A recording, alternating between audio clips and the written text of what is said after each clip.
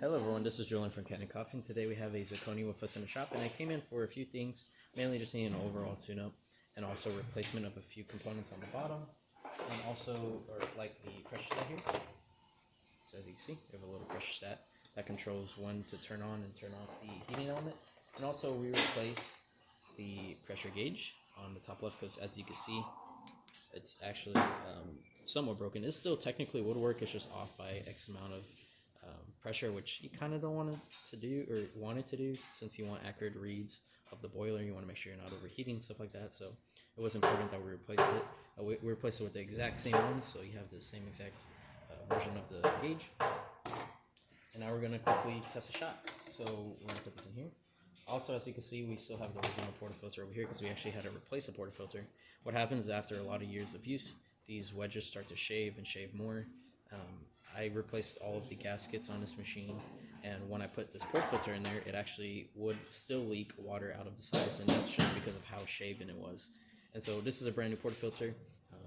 As from my prior tests, it worked great, so we're just going to quickly show it on camera here. First, we're going to pull all the way up to get that suction of water. You can kind of hear it once the lever's all the way up.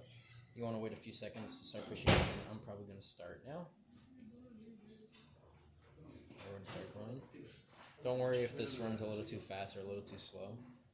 I don't calibrate the grinder to the machine, so we might just get a little bit of coffee at the bottom, but I can re-pull the lever up to pour more out.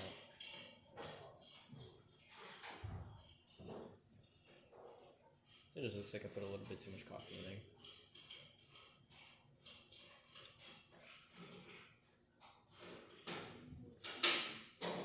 Not the worst though, more like a ristretto.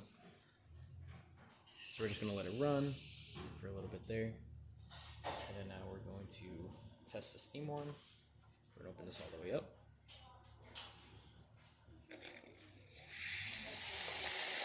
There's a little bit of water in there, but as you can see, the steam one working really well.